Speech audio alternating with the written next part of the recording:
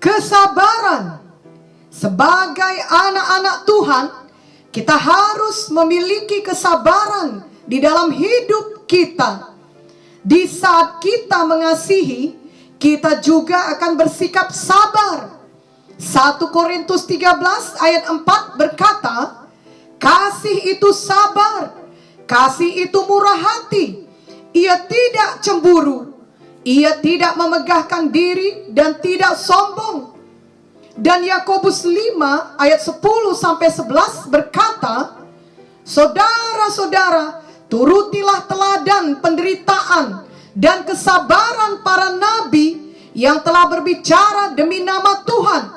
Sesungguhnya kami menyebut mereka berbahagia, yaitu mereka yang telah bertekun.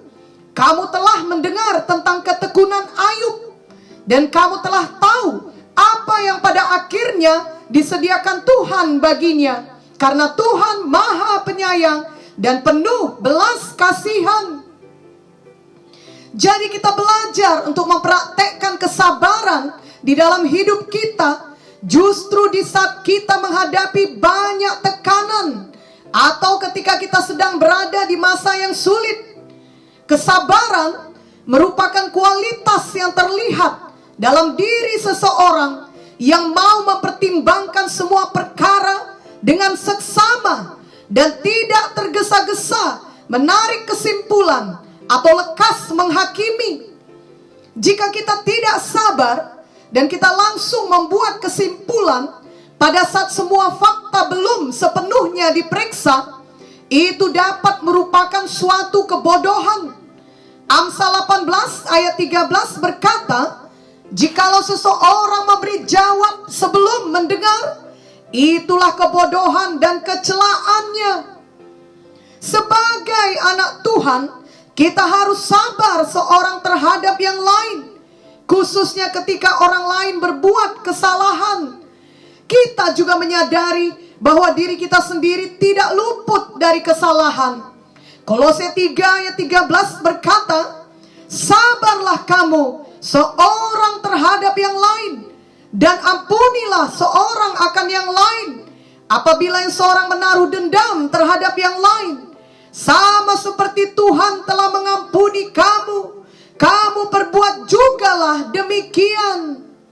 Mari kita mengampuni, karena kita pun telah diampuni Tuhan.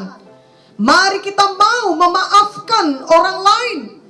Amsal 19 ayat 11 menuliskan, akal budi membuat seseorang panjang sabar, dan orang itu dipuji karena memaafkan pelanggaran. Orang yang sabar adalah orang yang sangat luar biasa. Itu sebabnya Amsal 16 ayat 32 menuliskan, orang yang sabar melebihi seorang pahlawan. Orang yang menguasai dirinya melebihi orang yang merebut kota. Di tahun 2022 ini, biarlah kesabaran kita lebih baik lagi dibanding tahun-tahun sebelumnya. Ketika kita dalam persoalan, mari tetap beriman dan tidak mencari jalan pintas yang berarti berkompromi dengan dosa atau menempuh jalan yang melanggar firman Tuhan. Ketika kita diperlakukan tidak adil, mari kita tetap setia dan bertekun. Ketika kita menderita karena kebenaran, mari kita tetap sabar. Mari kita ikuti teladan Rasul Paulus dalam 1 Korintus 4 ayat 10 sampai 13. Kami bodoh oleh karena Kristus, tetapi kamu arif dalam Kristus. Kami lemah, tetapi kamu kuat. Kamu mulia, tetapi kami hina. Sampai pada saat ini kami lapar, haus, telanjang, dipukul, dan hidup mengembara. Kami melakukan pekerjaan tangan yang berat. Kalau kami dimaki, kami memberkati. Kalau kami dianiaya, kami sabar. Kalau kami difitnah, kami tetap menjawab dengan ramah. Kami telah menjadi sama dengan sampah dunia, sama dengan kotoran dari segala sesuatu, sampai pada saat ini. Mungkin jika Rasul Paulus hidup di zaman sekarang, ia tidak akan dikenal sebagai seorang yang sukses, karena ia tidak kelihatan kuat, pintar, atau mulia. Justru ia kerap kali dimaki, dianiaya, difitnah, bahkan dianggap sama dengan sampah dunia. Namun kelak di sorga, kelihatannya Rasul Paulus adalah salah satu orang yang paling mulia dan memiliki banyak mahkota dan upah yang kekal dari Tuhan. Rasul Paulus jelas mengajarkan dalam ayat 12 bahwa ketika dianiaya, kita sabar. Dalam 2 Timotius 4 ayat 5 tertulis, tetapi kuasailah dirimu dalam segala hal, sabarlah menderita, lakukanlah pekerjaan pemberita Injil, dan tunaikanlah tugas pelayananmu. Selain daripada kita tetap sabar menghadapi semua penderitaan, tekanan, atau persoalan hidup kita, marilah kita juga sabar dalam menantikan janji Tuhan. Tuhan mau menggenapi janjinya dalam hidup kita. Namun bukan kita yang mengatur Tuhan kapan itu semua harus digenapi bagi kita. Seringkali kita berdoa memohon sesuatu kepada Tuhan, dan mau Tuhan menjawabnya pada hari itu juga. Kita yang menentukan batas waktunya, dan kita tidak sabar ketika kita melihat bahwa doa atau permohonan kita belum juga dijawab Tuhan. Janganlah kita terus bersikap demikian. Marilah kita sungguh-sungguh percaya bahwa Tuhan dapat melakukan apa saja, dan tidak ada yang mustahil bagi Tuhan. Namun kita juga mengingat bahwa Tuhan Maha Tahu, jalannya sempurna, waktunya sempurna, dan jauh lebih baik dari apa yang bisa kita rancangkan bagi hidup kita. Yesaya 55 ayat 8-9 berkata, sebab rancanganku bukanlah rancanganmu, dan jalanmu bukanlah jalanku. Demikianlah firman Tuhan.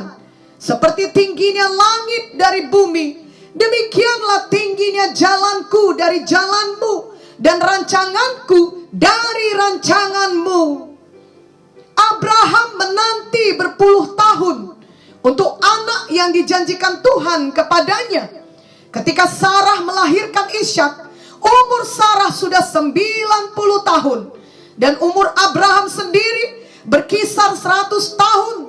Itu adalah hal yang mustahil, tetapi menjadi tidak mustahil karena Tuhan Maha Kuasa. Namun Tuhan tidak melakukannya sesuai dengan waktu yang diinginkan Abraham. Abraham harus menanti dengan sabar. Ibrani 6 ayat 15 berkata, Abraham menanti dengan sabar, dan dengan demikian ia memperoleh apa yang dijanjikan kepadanya. Musa berumur 80 tahun ketika Tuhan mengutusnya kembali ke Mesir untuk memimpin bangsa Israel keluar dari perbudakan. Musa pada waktu itu merasa dirinya sudah tidak mampu lagi setelah 40 tahun berada di tanah Midian. Tetapi Tuhan memakai Musa dengan luar biasa, dan akhirnya Musa bertumbuh menjadi orang yang sangat lembut hatinya. Bukan lagi seorang yang cepat naik darah seperti ketika ia membunuh orang Mesir pada masa mudanya. Bilangan 12 ayat 3 menuliskan, adapun Musa ialah seorang yang sangat lembut hatinya, lebih dari setiap manusia yang di atas muka bumi. Mari miliki kesabaran, percaya sepenuhnya kepada waktu Tuhan. Pada waktunya Ia akan menolong kita. Bagian kita adalah tetap beriman dan bersabar. Kita tahu bahwa kesabaran adalah buah roh.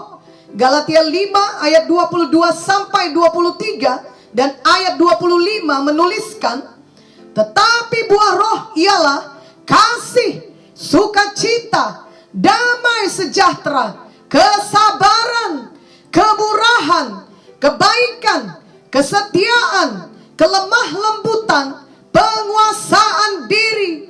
Tidak ada hukum yang menentang hal-hal itu. Jikalau kita hidup oleh Roh, baiklah hidup kita juga dipimpin oleh Roh. Jadi marilah kita selalu penuh dengan Roh Kudus, dan biarlah kita tetap dipimpin Roh Kudus dan berjalan seturut firman Tuhan. Kita tidak memakai jalan kita sendiri dan mengusahakan semua dengan cara kita. Tuhan akan mengatur setiap detil kehidupan kita. Tuhan Yesus tidak pernah terlambat dalam menolong kita. Pengkhotbah 3 ayat 11a berkata, Ia membuat segala sesuatu indah pada waktunya. Bahkan Ia memberikan kekekalan dalam hati mereka. Bagian kita tetap percaya dan juga tetap taat sepenuhnya kepada firman Tuhan. Dalam kita tetap percaya dan taat kepada firman, kita semakin memiliki kesabaran setiap harinya. Ingatlah lagu rohani yang berbunyi,